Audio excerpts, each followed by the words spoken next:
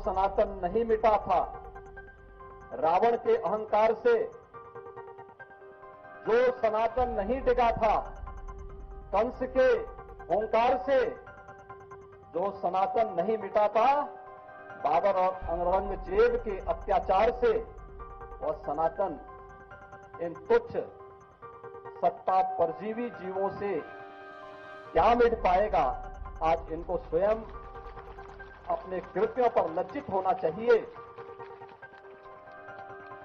मानवता का धर्म जो सनातन धर्म है, उस पर उंगली उठाने का मतलब मानवता को संकट में डालने का कुत्सित प्रयास। याद करिए, दुनिया की कौन सा ऐसा मत, मजहब और संप्रदाय है जिसको उसके संकट के समय पलक कावड़े बिछा करके उसके स्वागत के लिए सनातन धर्मावलंबियों ने उनकी सुरक्षा और उनके संरक्षण का कार्य न किया हो। हमने कभी नहीं कहा कि हम विशिष्ट हैं। कोई सनातन धर्मावलंबी कभी ये नहीं कहता है कि हम विशिष्ट हैं या हम ही सब कुछ हैं, कभी नहीं कहा। हमने तो कहा एकम सद विप्रा बहुधा वदंती, सत्य एक है और विद्वान लोग उसको अलग अलग, महापुरुष लोग उसको अलग अलग भावों से देखते हैं, अलग अलग रास्ते से इसका अनुकरण करते हैं। इस सब के बावजूद भी अगर जिसकी समझ में नहीं आता है, अपनी मूर्खतावश वह अगर सूर्य की तरफ थूकने का प्रयास कर रहा है, तो सूर्य को इसका थूक नहीं पहुंचेगा, उसके सिर पे स्वयं गिरेगा और उसे, उसको और उसकी आने वाली पीढ़ी को स्वयं लज्जित होना पड़ेगा। हमें भारत की परंपरा पर गौरव की अनुभूति करनी चाहिए। दुनिया को मानवीय कल्याण के मार्ग पर चलने वाली, प्रेरणा देने वाले सनातन धर्म की परंपरा पर गौरव की अनुभूति करनी चाहिए।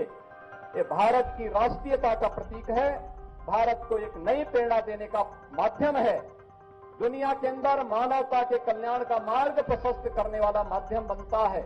और यही कारण है कि आजादी के अमृत महोत्सव के उपरांत अमृत काल के प्रथम वर्ष में जब भारत दुनिया का G20 के देशों का प्रतिनिधित्व प्रधानमंत्री मोदी जी के नेतृत्व में कर रहा है, तो भारत ने G20 का थीम भी दिया वसुधैव कुटुंबकम का।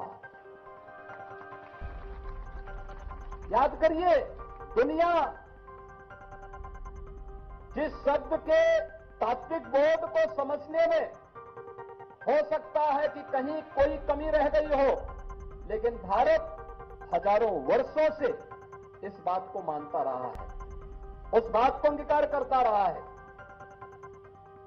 और जब भारत को अपनी इन उपलब्धियों पर गौरव की अनुभूति होनी चाहिए, हर भारतवासी जब इन मुद्दों को लेकर के एकजुट होकर के भारत की 140 करोड़ की आबादी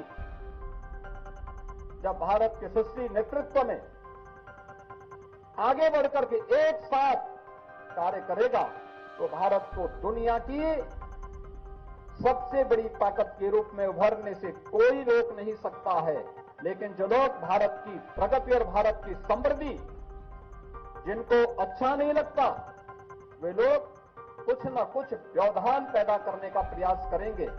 हम लोगों को इनकी परवाह के बगैर अपने पथ पर अग्रसर होना होगा, क्योंकि एक काल में नहीं हुआ, हर काल में सत्य को झुठलाने का प्रयास हुआ है।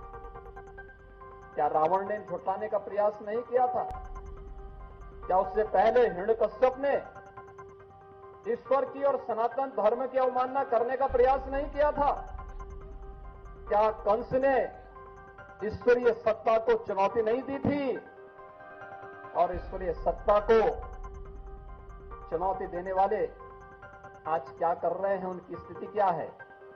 सब कुछ मिट गया, कुछ नहीं बचा है। लेकिन ईश्वर जैसे सत्य है, शाश्वत है, ऐसे सनातन धर्म भी सत्य है, शाश्वत है। हमें सत्य और शाश्वतता को सदैव अंगीकार करके सकारात्मक भाव के से आगे बढ़ना चाहिए। अमर उजाला अब आपके टीवी पर भी। अपने स्मार्ट टीवी पर YouTube पर सर्च करें अमर उजाला, चैनल सब्सक्राइब करें और देखें ताजा खबरें, वो भी HD क्वालिटी में। और हाँ, बेल आइकन दबाना ना भूलें ताकि हर खबर हो आपके घर। अमर उजाला, निष्पक्ष, निर्भीक, निरंतर।